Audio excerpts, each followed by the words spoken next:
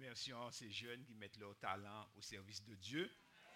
Nous les encourageons à continuer à servir. Alors, c'est une joie pour nous de recevoir les amis et de revoir certains amis à qui nous disons bienvenue. Nous sommes contents de les voir. Le sujet d'aujourd'hui est dans l'air du temps, parce qu'il va s'intituler « Ne perdez pas de temps ».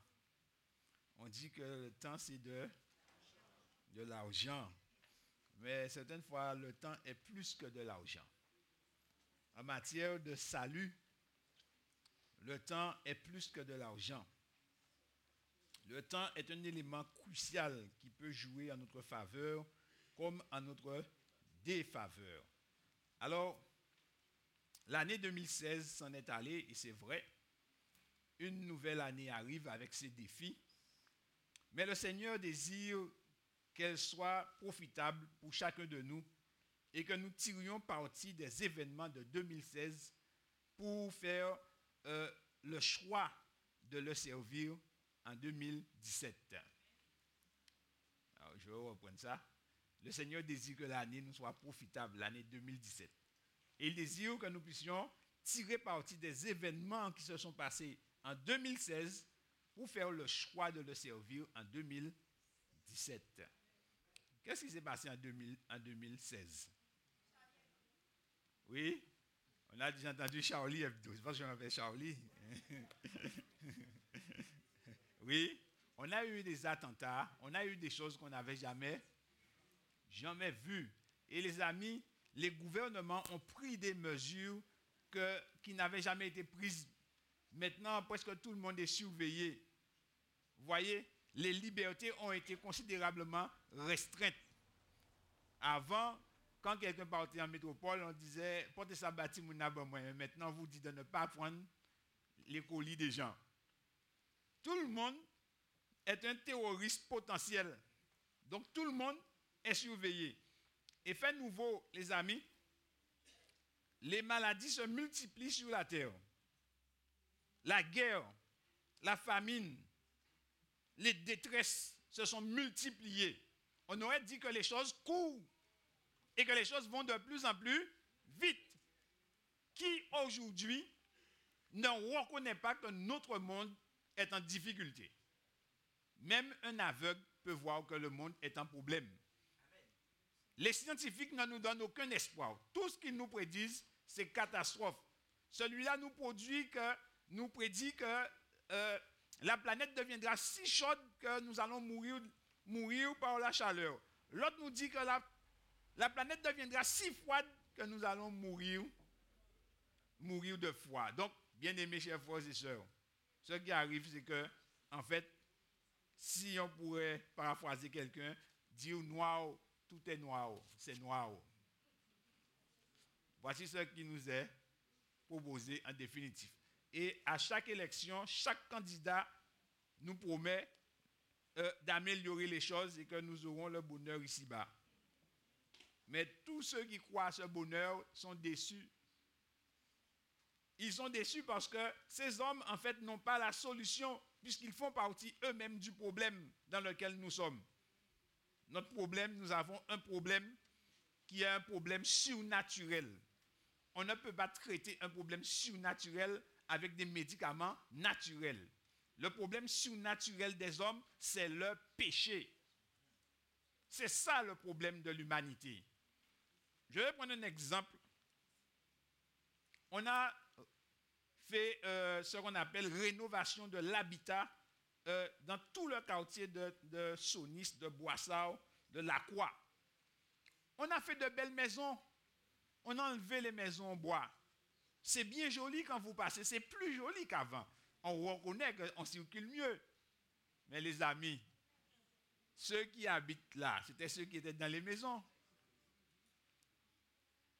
Ils n'ont pas changé. De sorte que si vous allez dans les belles maisons, vous trouvez le même fusil, la même drogue qui circule et les mêmes crimes qui se font. On ne peut pas changer l'homme de l'extérieur. Il faut qu'il y ait une puissance qui vienne à l'intérieur de l'homme et le change. Ainsi, voilà ce que le Seigneur désire pour nous en 2017, c'est que nous puissions tirer profit des enseignements de 2016, des événements de 2016, pour le servir en 2017. 2017, ce sera peut-être notre plus grand défi, de décider de suivre Jésus. On peut décider, je vais laisser la cigarette. On peut décider, je vais arrêter de boire du rhum. On peut décider, je vais arrêter de courir les jupons. Mais ça, c'est juste un morceau de tissu sur un vêtement usé. Il faut décider de suivre Jésus. Et là, maintenant, vous allez arrêter de boire du rhum, parce que ça deviendra naturel. Vous allez arrêter de courir les femmes, ça va devenir naturel. Vous allez arrêter de voler, de mentir, ça va devenir naturel, parce que Jésus-Christ vit en vous. C'est ça. Jésus veut que nous puissions pas perdre le temps. Et voici ce que Jésus lui-même, il fait pour chacun de nous. Voici ce qu'il dit. Dans Luc chapitre 13, une parabole. Alors les paraboles, ce sont des histoires que Jésus raconte afin de donner un enseignement. Luc chapitre 13. Luc chapitre 13, versets 6 à 9. Luc 13, versets 6 à 9. Je suis à la page 1140 pour ceux qui ont une petite Bible comme moi. 8 secondes. Il dit aussi cette parabole. Un homme avait un figuier planté dans sa vigne. Il vint pour y chercher du fruit et il n'en trouva point. Alors il dit au vigneron, voilà 3 ans que je viens chercher du fruit à ce figuier. Et je n'en trouve point. Coupe-le. Pourquoi occupe-t-il la terre inutilement? Le vigneron lui répondit, Seigneur, laisse-le encore cette année. Je creuserai tout autour et j'y mettrai du fumier. Peut-être à l'avenir donnera-t-il du fruit. Sinon, tu le couperas. Bien-aimés chers frères et sœurs, la plupart d'entre nous, nous sommes tous de la campagne. Alors vous plantez un arbre et c'est un arbre fruitier. L'arbre est là, mais il ne donne rien. Vous passez en janvier, il n'y a rien. En décembre, il n'y a rien. Qu'est-ce que vous faites avec cet arbre à la fin? On le? Oui? Il faut le menacer. Mais quand... Oui. Il faut lui parler. Ouais.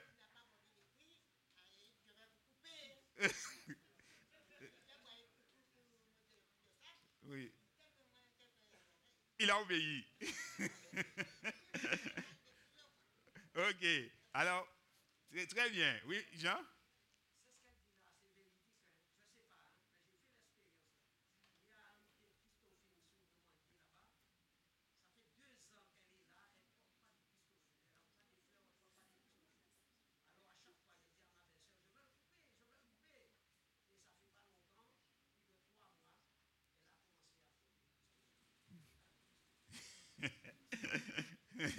Donc, vous voyez, retenons ça, ils ont été menacés, enfin, on les a menacés, on leur a parlé sévèrement pour qu'ils puissent comprendre.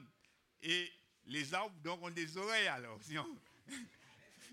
Alors, donc, ils ont parlé à leur arbre, mais si vous, après avoir parlé, il n'y avait rien qui s'était passé.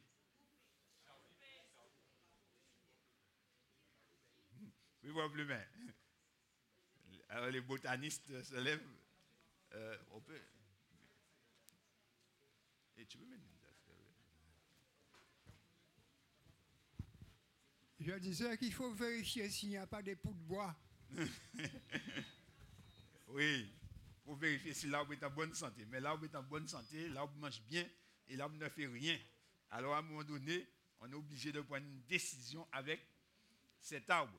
Alors, lorsque Jésus donne cette parabole, les auditeurs de l'époque comprennent ce que Jésus veut dire.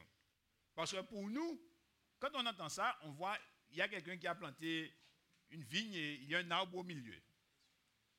Alors, donc, que représente la vigne. Ésaïe chapitre 5, verset 7.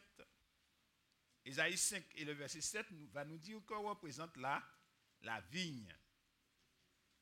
Ésaïe 5, le verset 7.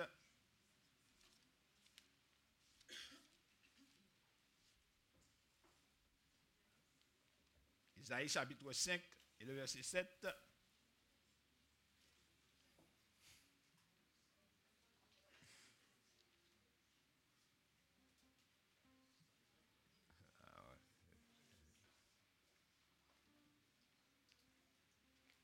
Alors, il nous est dit, la vigne de l'Éternel des armées, c'est la maison d'Israël, et les hommes de Juda, c'est le plan qu'il chérissait. Alors, donc, il dit, donc, la vigne de l'Éternel des armées, c'est la maison d'Israël, et les hommes de la maison de Juda, c'est le plan qu'il chérissait. Donc, quand Jésus parle de vigne, donc, tous les auditeurs de Jésus se rendent compte que Jésus ne parle pas vraiment d'un pied de raisin. Ce n'est pas une plantation de raisin. Ce n'est pas de ça que Jésus parle. Donc, Jésus parle bien de la vigne qui est la maison d'Israël. Et le figuier, Jésus dit il y a un figuier dans la vigne. Alors, le figuier va représenter la génération du Christ. La génération du Christ qui est plantée dans la vigne de Dieu. Et ce figuier est l'objet de ses soins particuliers et de ses bénédictions. Alors, le dessein de Dieu pour ses enfants et les glorieuses possibilités qui s'offrent à eux étaient décrites dans le livre du prophète Ésaïe au chapitre 61, verset 3. Pourquoi Dieu les bénit-il? Quel est le but de Dieu? Pourquoi il les a plantés dans sa vigne? Ésaïe 61, le verset 3. Voici le plan de Dieu. Alors, on va lire la fin du verset. Il est dit, afin qu'on les appelle des térébintes de la justice, une plantation de l'Éternel pour servir à sa gloire. Le but de Dieu, c'est que ses enfants se développent, qu'ils s'élèvent. Le térébinthe est un arbre puissant. Donc Dieu ne veut pas que ses enfants soient des enfants chétifs, mais au contraire, qu'ils soient pleins de vigueur, qu'ils se développent.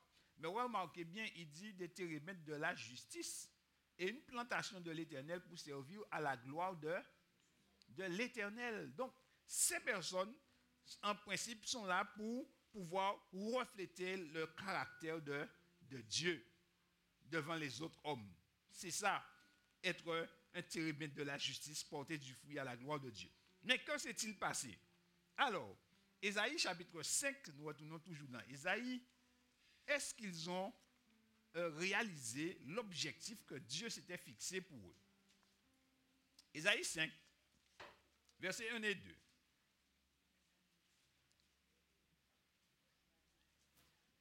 Alors, il dit, je chanterai à mon bien-aimé le cantique de mon bien-aimé sur sa vigne. Mon bien-aimé avait une vigne sur un coteau fertile. Il en remua le sol, ôta les pierres et y mit un plant délicieux. Il bâtit une tour au milieu d'elle et il y creusa aussi une cuve. Puis il espéra qu'elle produirait de bons raisins. Alors, qu'est-ce qui s'est passé? Mais elle en a produit de mauvais.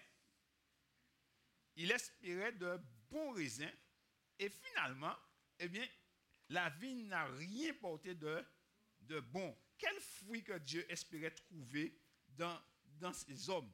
Eh bien, c'est le fruit que nous avons vu depuis tout ce matin, Galates chapitre 5, verset 22, car le fruit de l'esprit, c'est l'amour, c'est la joie, c'est la paix, c'est la fidélité, la bénignité, la tempérance. Il dit la loi n'est pas contre ces choses. En fait, ce que Dieu voulait retrouver chez eux, c'est le caractère de Dieu. Le caractère de Dieu. Et alors, il est dit que lorsqu'il vient dans l'arbre pour trouver le fruit, il ne trouve pas de fruit. Il ne trouve que de mauvais fruits. Dieu, en la personne de Jésus-Christ, est venu chercher du fruit et il n'en trouva point. Et dans la parabole, Jésus dit que ça fait 3 ans que le maître de la vigne vient chercher du fruit dans le figuier et il ne trouve pas de fruits. Vous voyez, c'est pourquoi que je vous ai dit, retenons un peu ce qui a été dit ce matin. Il est dit, ça fait 3 ans qu'il vient chercher du fruit à ce figuier et il n'en trouve point. Alors, il prend une décision radicale. Il dit, coupe-le. Parce que pourquoi il occupe inutilement le terrain? Et nous-mêmes, nous sommes d'accord avec lui. Mais certains ont dit, il faut parler au figuier. Alors, le vigneron va dire de lui donner une faveur et il va encore mettre du fumier. Israël occupait le terrain inutilement. Son existence était devenue une malédiction pour les autres nations. Vous vous rendez compte? Le peuple de Dieu, son existence était devenue une malédiction pour les autres nations. Il prenait la place d'un autre et privait les autres de la bénédiction de Dieu. Il déformait le caractère de Dieu aux yeux des nations. Quand on les voyait, on disait, c'est comme ça, mon Dieu. Ah, va bien servir, mon Dieu. C'était dur. Alors, la sentence est prononcée. Il faut le couper. Les amis, cette parole que le propriétaire de la vigne prononce, il dit coupe-le. C'est pour nous annoncer qu'il y a un jugement. Et nous savons que le jugement de Dieu, contrairement à ce qui est véhiculé, il viendra pour juger les vivants et les morts. Le jugement a commencé déjà, bien-aimés. Le jugement a commencé, ça fait 168 ans que le jugement a commencé selon la prophétie biblique. 172. J'ai même enlevé un peu, on va remettre les comptes.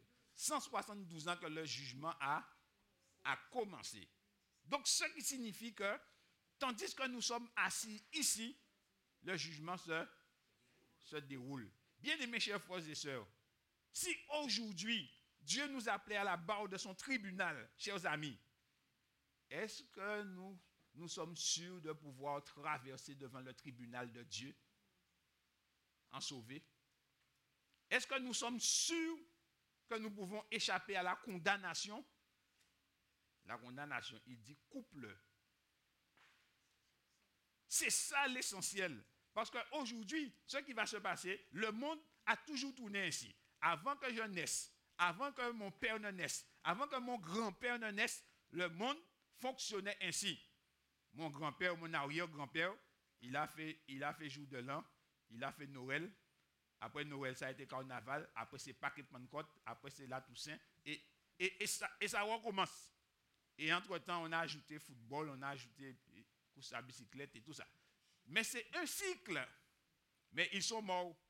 Et ils ont laissé jour de l'an, ils ont laissé la Noël, ils ont laissé Pâques et Pentecôte, ils ont laissé carnaval. Et la vie continue. Et nous, aujourd'hui, chers amis, c'est nous qui sommes ici. Mais nous voyons la même chose qu'ils ont vue. Jour de l'an, nous étions, n'est-ce pas? Puisque nous sommes vivants. La Noël est passée, nous étions là.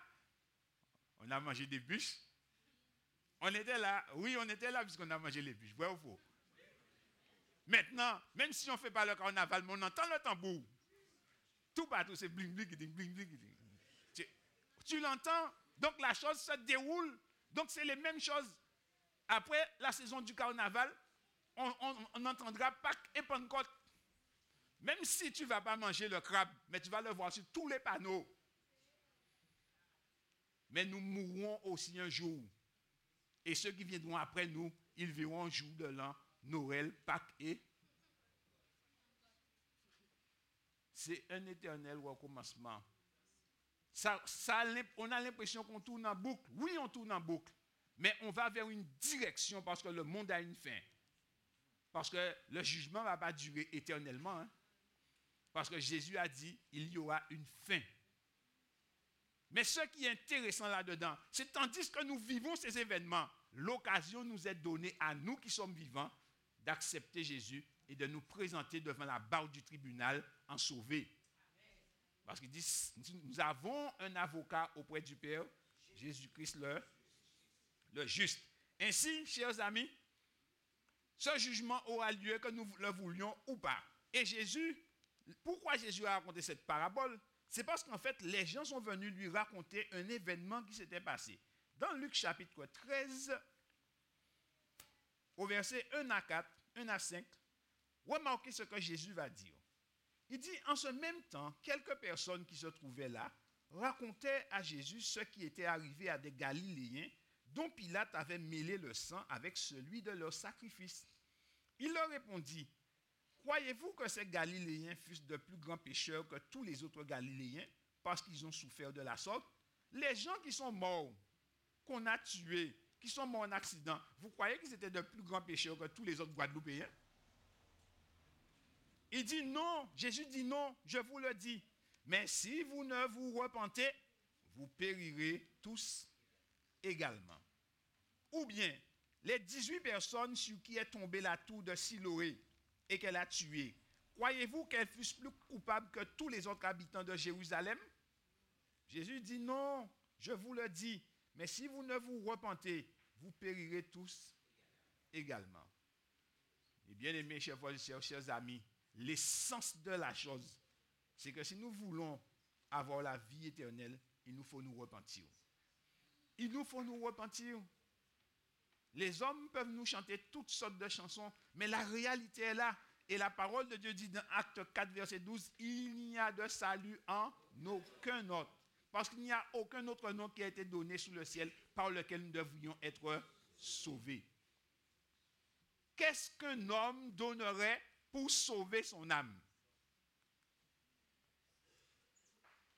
À ce niveau de la conversation, la bonne année, nous comprenons que la bonne année, c'est de se réfugier dans les bras de Jésus. La bonne année, c'est de se mettre sous l'abri de la grâce. La bonne année, c'est d'avoir un avocat sérieux qui peut plaider devant le trône de Dieu. Un avocat qui peut tenir debout devant Dieu et qui peut défendre notre cause. Et c'est là ce que Jésus-Christ est en train de nous proposer. Lorsqu'on lit cette parabole, chers amis, on se rend compte qu'il y a des décisions terribles qui vont être prises. Mais le vigneron, qui est Jésus-Christ, remarquez ce qui est extraordinaire. Jésus leur a raconté la parabole pour voir qu'eux aussi sont menacés par la même sentence de mort. Mais Jésus dit quelque chose, verset 8. Il dit, Seigneur, laisse-le encore cette année. Je creuserai autour et j'y mettrai du fumier. Mais bien aimés, chers frères et sœurs, Jésus ici plaide notre cause. Parce qu'il dit, Dieu n'a pas envoyé son Fils dans le monde pour condamner le monde, mais pour que le monde soit sauvé par lui. C'est ça le plan de Dieu. Dieu n'a pas envoyé son Fils pour condamner le monde, parce que Dieu a tant aimé le monde qu'il a donné son Fils unique, afin que quiconque croit en lui ne périsse point, mais qu'il ait la vie éternelle. Ainsi, il ne refuse pas de s'occuper d'un arbre si peu intéressant. Les amis, nous sommes pour Dieu comme des arbres qui ne portent pas du fruit. Parce que quand il nous regarde, il ne retrouve pas son caractère en nous. Il ne retrouve pas son image en nous. Mais Jésus dit, laisse-le, donne-lui une faveur et je vais m'occuper de lui. Et il va porter du fruit. S'il ne porte pas du fruit, alors là, tu pourras couper l'arbre. Remarquez qu'il ne dit pas que la sentence est injuste, hein, parce que nous méritons. Le salaire du péché, c'est là. Mais le don gratuit de Dieu, c'est la vie éternelle en Jésus-Christ.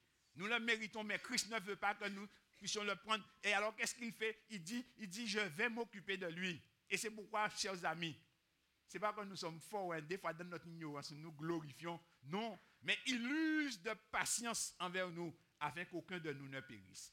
Et alors, même lorsque nous partons loin de Dieu, Dieu continue à nous bénir. Il continue à prendre soin de nous. Et qui c'est ici qui n'a pas mangé aujourd'hui? Si vous n'avez pas mangé, c'est parce que vous ne vouliez pas manger ce matin. Mais même si vous avez laissé la main de Dieu, Dieu continue à vous donner du pain. Il continue à veiller sur vous. Et certaines fois, vous êtes en meilleure santé que ceux mêmes qui servent Dieu. C'est une bénédiction de Dieu. Pourquoi? Parce que Dieu, il veut nous attirer par amour, nous faire comprendre qu'il nous aime. La parabole, chers amis, n'a pas de conclusion. Elle ne dit pas si le figuier a porté du fruit ou s'il a été coupé. Pourquoi? car la conclusion dépend de ceux qui écoutent le message du Sauveur. C'est à eux que s'adresse l'avertissement solennel, sinon tu le couperas. Notre cher ami, la maman de Carole nous a dit, il parlait pour bien il dit, si vous ne pouvez pas porter manœuvre, vous comprenez ça? Et il portait. Mais nous, je dis là, Dieu a dit nous, si nous ne pas porter manœuvre, vous n'avez pas ça, qu'est-ce que nous faire après ça? Un honnête. Qu'est-ce que nous faire? Qu'est-ce que nous faire? Est-ce que nous avons ça là ou bien est-ce que nous avons porter manœuvre? Nous sommes obligés de porter un? Ah, il faut nous porter un bon manœuvre. Quand on dit pour Mathieu, nous avons porter un manœuvre, nous avons sable. Nous avons porter un manœuvre. Nous tous cas dit nous avons porter un manœuvre, mais c'est les manœuvres arrivent, nous avons si nous avons porter manœuvre. Parce que c'est ça. Parce que pourquoi on dit qu'on va porter manœuvre les manœuvres arrivent? Ça arrivait, ça nous a dit là l'effort. Nous arrivons, ça arrivait à Sodome et Gomorrhe. Les gens étaient corrompus. Et Dieu a envoyé un ange pour enlever et Lot et sa famille de là. Et il leur a dit de prendre, mais de ne pas se retourner en arrière. Eh bien, tout le monde partit. Mais, Madame Malot, les gens songeaient, Villa était derrière là. Il dit, mais c'est même un petit viré, on peut faire, clac. Et il prie. Des pieds a été caillé devant, mais le corps a été caillé derrière. Il restait pris comme ça. Bien aimés, chers frères et sœurs, les nous partir avec Jésus, il faut tout le corps là cailler en même direction. C'est Jésus donne tout, il nous dit de donner tout. Et quand nous donnons tous les amis, ne croyez pas que nous perdons quoi que ce soit, hein, c'est une bénédiction pour nous. Parce que c'est le seul moyen que nous puissions être sauvés. Le jour de la colère approche et les malheurs qui ont déjà atteint la nation d'Israël sont un avertissement miséricordieux de la part du maître du vignoble que le figuier sera détruit s'il demeure stérile. Cette mise en garde résonne aussi pour notre génération à nous. Et cela nous fait nous poser des questions à nous, ceux qui connaissent la parole de Dieu, ceux qui ont accepté Jésus, ceux qui écoutent la parole de Dieu pour la première fois. La question est, n'es-tu pas, cœur insouciant, un arbre inutile dans la vigne du Seigneur? Est-ce que nous ne sommes pas des arbres inutiles dans la vigne du Seigneur? Ces paroles de condamnation ne s'adressera-t-elle pas à toi d'ici peu? Depuis combien de temps jouis-tu des dons de Dieu? Quel âge avons-nous? 50 ans, 20 ans? C'est Dieu qui nous garde la vie jusqu'à maintenant. Depuis quand veille-t-il sur toi et attend-il que tu reviennes à lui? Parce que Jésus nous appelle à revenir. Nous sommes partis, mais Jésus nous appelle à revenir. Quel privilège d'être planté dans sa vigne et de bénéficier des soins du vigneron. Combien de fois la chaleur du message évangélique a fait vibrer ton cœur et pourtant, tu es resté dans ta position et tu as continué ton chemin. Tu sens que ton cœur brûle au-dedans de toi parce que l'Esprit de Dieu te convainc de péché, de justice et de jugement et que Jésus-Christ t'appelle. Mais tu redis parce que tu n'as pas envie de marcher dans ce chemin. Combien de fois il t'a appelé? Tu te réclames du nom du Christ. Tu te dis membre de l'Église qui est son corps. Néanmoins, tu te sens toi-même dépourvu de lien vivant avec le foyer de l'amour infini. Le courant de sa vie ne parvient pas jusqu'à toi. Et on ne découvre pas chez toi les vertus de son caractère, le fruit de son esprit. Le figuier stérile reçoit la pluie, les rayons du soleil et les soins du vigneron. Du sol, il retire les éléments nécessaires à son développement. Mais ses branches improductrices ne font que priver de lumière les plants fertiles qui ne peuvent prospérer sous son ombre. Il en est de même des bénédictions que le ciel te dispense. Elles ne sont d'aucune utilité au monde et tu prives les autres de bienfaits qui leur reviendraient si tu n'étais pas sur leur chemin.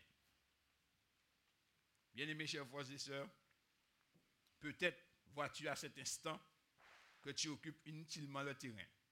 Mais bonne nouvelle, Dieu ne t'a pas encore retranché ni abandonné avec indifférence, mais il veut s'occuper de toi.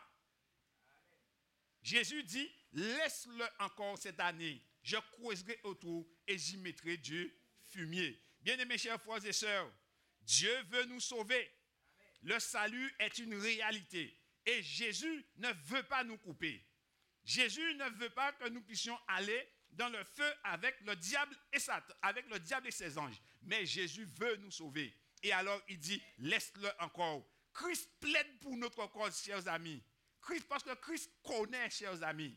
Si Jésus est descendu du ciel pour venir jusqu'ici là, pour mourir pour nous, chers amis, c'est pour nous éviter la mort éternelle.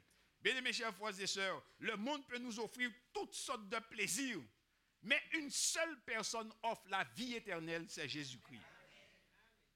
Et tout ce qui nous est offert, chers amis, lorsque nous le voyons au travers de la parole de Dieu, eh bien nous voyons que c'est de la poudre aux yeux. Parce que l'argent ne sauve personne. Les plaisirs ne durent pas éternellement.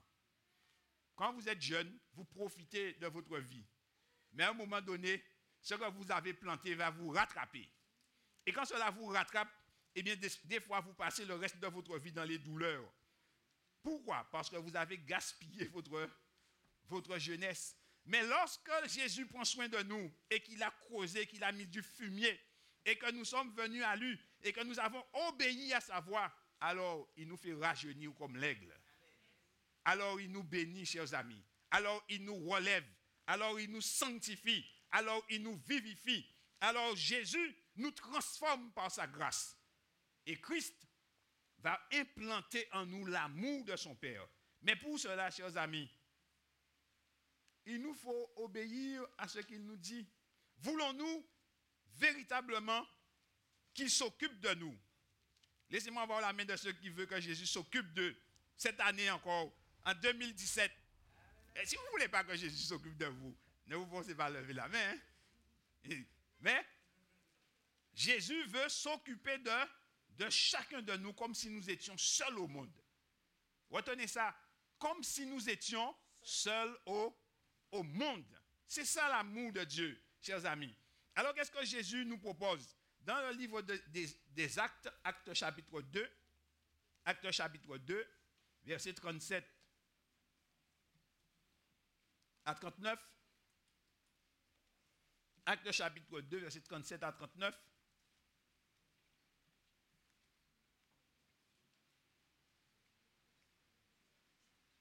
Le Seigneur dit ceci.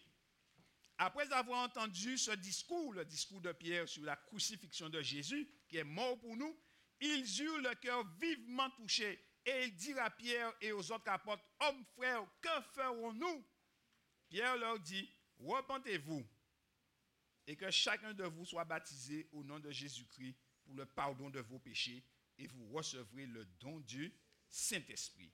Car la promesse est pour vous et pour vos enfants, et pour tous ceux qui sont au loin, en aussi grand nombre que le Seigneur notre Dieu les appellera. » Quel est le message de Jésus? Lorsqu'il raconte la parabole, il dit aux gens, repentez-vous. Quel est le message ici de Pierre? C'est le même message. Il dit, repentez-vous et que chacun de vous soit baptisé au nom de Jésus-Christ pour le pardon de vos péchés et vous recevrez le don du Saint-Esprit. Pourquoi? Parce que Dieu a une bénédiction, chers amis, pour nous. Sans l'œuvre du Saint-Esprit dans notre vie, eh bien notre vie ne peut pas dégager le parfum de Jésus-Christ. Et si nous ne nous repentons, et si nous n'acceptons pas de passer dans les eaux du baptême, eh bien nous ne pouvons pas avoir l'Esprit de Dieu. C'est terrible, mais il n'y a que deux esprits dans le monde. Si nous ne sommes pas sous la coupe de l'Esprit de Dieu, alors le malin nous contrôle. C'est ce que dit la Bible. 1 Jean 5, verset 4, il dit, le monde entier est sous la puissance du malin, sauf les enfants de Dieu.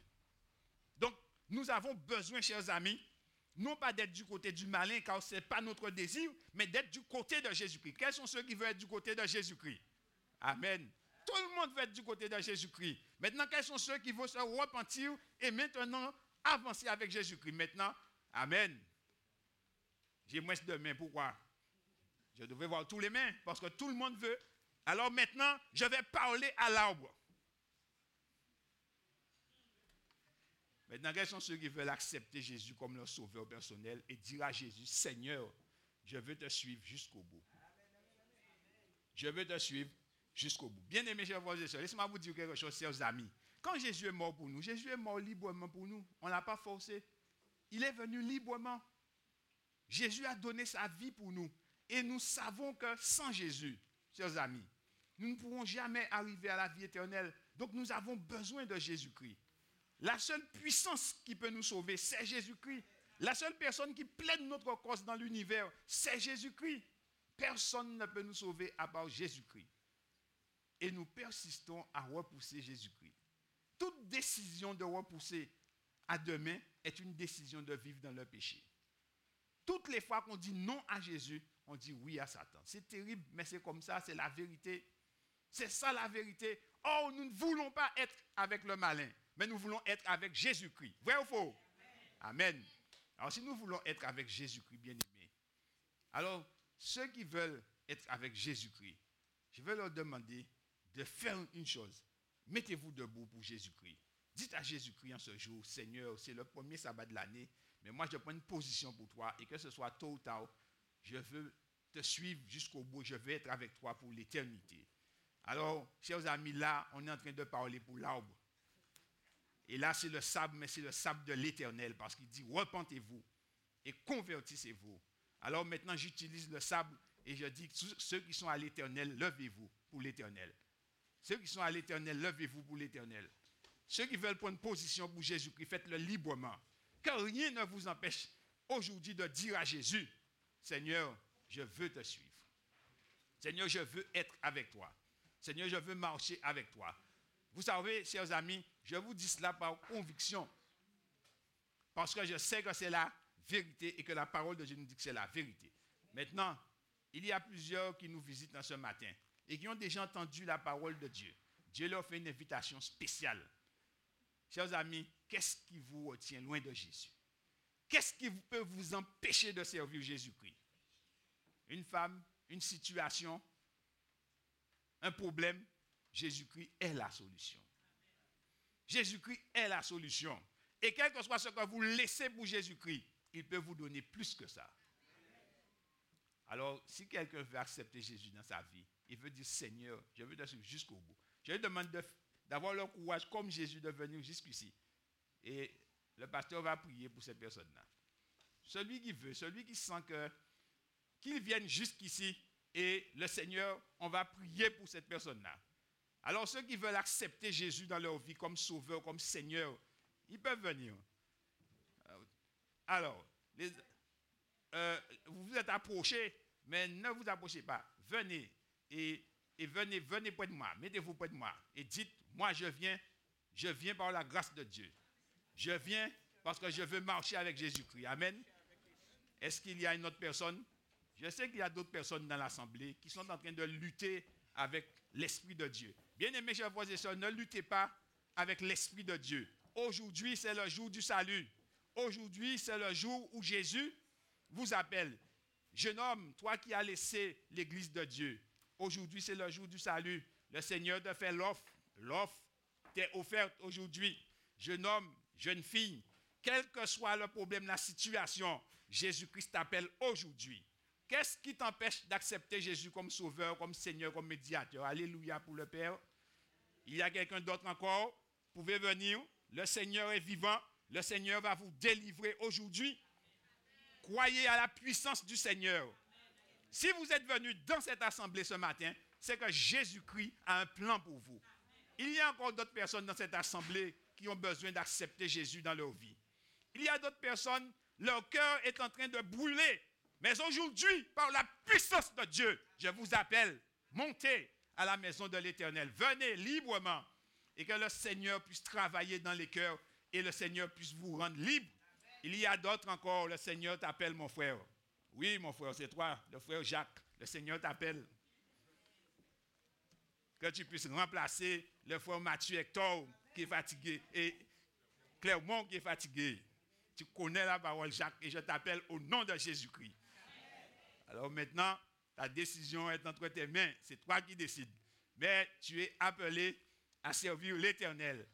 Il y a d'autres encore qui luttent, bien aimés, chers frères et sœurs.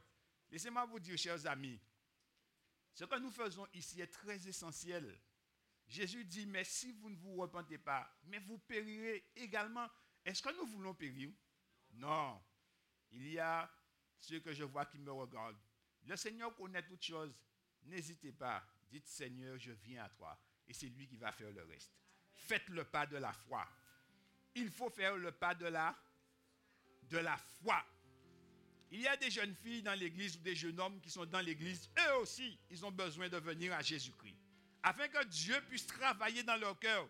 Il dit, venez, vous tous qui êtes fatigués et chargés, et je vous donnerai du repos. Alors nous devons prendre le repos, chers frères et sœurs. Bien-aimés, chers frères et sœurs, chers amis, je vais vous raconter une histoire. C'est l'histoire de ce message. Lorsque j'ai su que je devais prêcher, alors je me suis mis à prier. Et je n'ai pas cherché, mais j'ai prié Dieu. Et j'ai dit, Seigneur, il y a beaucoup de gens qui viendront dans ta maison. Qu'est-ce que tu veux leur dire? Parce que ce n'est pas moi qu'ils veulent voir. Ce n'est pas moi qu'ils veulent entendre. Mais ils ont besoin de toi, Seigneur. Vous n'avez pas besoin de moi. Vous avez besoin de Jésus. Et Dieu m'a dit, voilà le message. C'est ça que tu vas prêcher. Et depuis que je suis arrivé ici, je vois que depuis l'école du sabbat, tout le monde parle. Et ça se suit. Et je me suis dit vraiment que c'est ce que tu veux que je prêche. Donc si vous êtes là ce matin, c'est ce que Jésus voulait vous dire. Jésus voulait vous dire, repentez-vous, revenez. Parce que nous ne savons pas ce que 2017 va nous réserver. Qui sait, chers amis? Un jeune homme qui espérait fêter la Noël est mort le 24. Il n'a pas vu la Noël. Et toutes ses affaires de Noël étaient déjà préparées.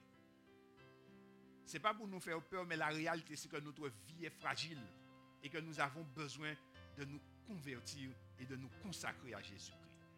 Alors la porte est ouverte. Si quelqu'un veut se joindre à nous, il peut encore le faire. Alors, cher pasteur, tu vas prier pour toutes ces âmes qui se donnent à Jésus-Christ, qui veulent se donner à Jésus-Christ, les petits, les grands. Et tu vas prier aussi pour notre église, pour tous ceux qui sont là et qui encore, eux aussi, pensent à un jour accepter Jésus-Christ. Alors, je vous invite à vous mettre à genoux. Vous priez avec moi.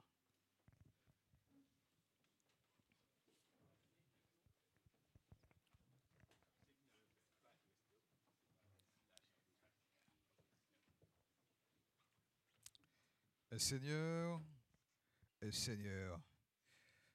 en ce matin, nous t'adressons une prière toute spéciale. Toi qui connais le cœur de chacune des personnes qui sont ici avec nous. Toi qui connais leur parcours, aussi difficile qu'il soit. Accompagne-nous et fortifie-nous. Cela fait peut-être des années que certains ont entendu la bonne nouvelle et de l'appel qui fait vibrer les cœurs, qui dit « Oh, sors de ta situation et dis-moi oui. Décide et dis-moi oui. » Et lorsque la décision est si importante de suivre Jésus comme son sauveur personnel est déjà là à la porte, Seigneur, saisis-toi de chacun afin qu'il puisse dire, oh Dieu, tu m'accompagnes, ce n'est pas avec mes propres forces que je vais pouvoir dire oui. Seigneur, oui, prends tout, Seigneur. Seigneur, prends tout. Je n'ai pas la force de lutter. Je ne peux pas sortir par moi-même de cette situation et de laisser les bras tomber et de dire, Seigneur, prends tout, Seigneur, en paie pas encore. Et toi qui connais les raisons pour lesquelles peut-être des personnes ont dit, Seigneur, encore un autre jour. Seigneur, attends. Et toi qui as déjà attendu, et tu t'adresses et tu dis, mais viens maintenant, voici l'heure, laisse-moi prendre soin de ta vie, de tes problèmes. Ce que tu vas laisser n'est rien par rapport à ce que tu vas gagner. Ne vois-tu pas que je t'offre l'éternité, la vie éternelle? Le don gratuit, Jésus est venu et mort pour chacun d'entre nous. Nous n'avons qu'à lui faire confiance. Et voici, il ouvre cette porte, la possibilité de l'accepter. Et saisissons cette opportunité et disons à Jésus oui, que vous soyez jeune, que vous ayez vu passer les années, que vous soyez dans des situations qui vous semblent impossibles à vaincre. Et laissez-moi vous dire et que mon Sauveur, à qui nous nous adressons ce matin, elle vous dit, et j'ai toute la puissance, je suis le Tout-Puissant, et je peux tout, et je peux vous délivrer. Oh Dieu, alors que ton peuple est ici rassemblé, et nous savons que tu as déjà exaucé notre prière, car tu n'attends pas que nous prions. Tu sais déjà à l'avance ce que nous allons demander. Mais humblement, te le demandons, non notre nom, et dans le nom précieux de Jésus-Christ, notre Sauveur, au nom de Jésus, et pour ta gloire. Amen. Amen.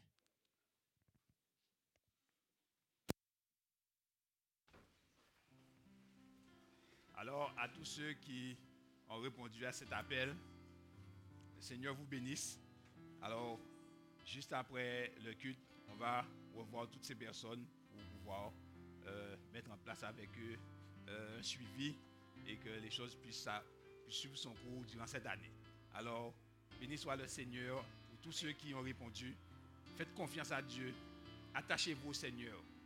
Dieu est capable de faire toutes choses et d'arranger toutes sortes de situations. Quelle que soit la situation, dès que vous venez avec Jésus-Christ, tout est possible. Alors, jeunes, vieux, servez l'Éternel. Ok.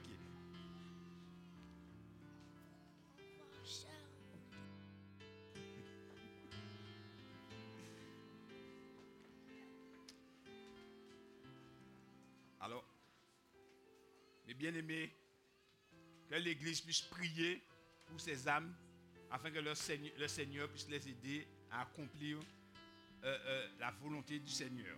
Alors, pour finir, je voudrais juste dire, le cœur qui ne répond pas à la sollicitude divine s'endurcit jusqu'à devenir insensible à l'influence du Saint-Esprit. Chers amis, c'est ce qui est arrivé à Saül, dont frère Mathieu parlait ce matin dans la leçon d'école du sabbat. Saül a endurci son cœur à un point que l'Esprit de Dieu ne pouvait plus le toucher. Et alors, il a été livré complètement à Satan. Ça, c'est le programme de Satan pour les hommes. Mais Dieu veut, par amour pour nous, par l'amour de Jésus-Christ, toucher notre cœur et nous emmener à une repentance pour que nous puissions être transformés à l'image de Jésus-Christ. Et c'est ça le plan de Dieu pour nous. Bien-aimés chers frères et sœurs, laissez-moi vous dire, ceux qui ont répondu, allez jusqu'au bout avec le Seigneur. J'ai répondu à l'appel du Seigneur. Je passe ma jeunesse dans la maison de Dieu. Je peux vous dire qu'il ne m'a pas fait du mal. J'ai rencontré des hauts, des bas, des durs, toutes sortes de situations, mais par la grâce de Dieu, lorsque Jésus est avec nous, rien ne peut nous séparer de Jésus-Christ. Nous ne pouvons laisser courir, nous pouvons plier, mais nous ne pouvons pas casser. Et nous chantons la gloire du Seigneur. Alors, si vous êtes rentrés en Jésus-Christ, chers amis, eh bien, quelle que soit la situation, laissez-moi vous dire, Jésus va briser vos chaînes. Jésus va vous délivrer, il va vous libérer. Et ceux qui ont fait l'expérience il n'y a pas longtemps savent de quoi je parle parce qu'ils le vivent dans leur propre chair et dans leur propre corps. Alors, bien aimés, n'ayons pas peur. Je sais qu'il y a ceux qui se posent toutes sortes de questions. Mais ce premier samedi du mois de janvier, je vous dis, quelle que soit la question que vous vous posez, Jésus est la solution. Jésus est la solution. Quel est le problème? Jésus est la solution. Si vous avez un problème et que vous pensez qu'il est insoluble, venez nous voir. À la fin, on va prier pour vous. Et vous allez voir comment Dieu va le délier. Bien-aimés, bonne année dans le Seigneur. Bonne année avec le Seigneur. Et bonne année par le Seigneur. Et que Dieu vous bénisse tous. Et qu'il nous aide à persévérer avec lui jusqu'au bout. Amen.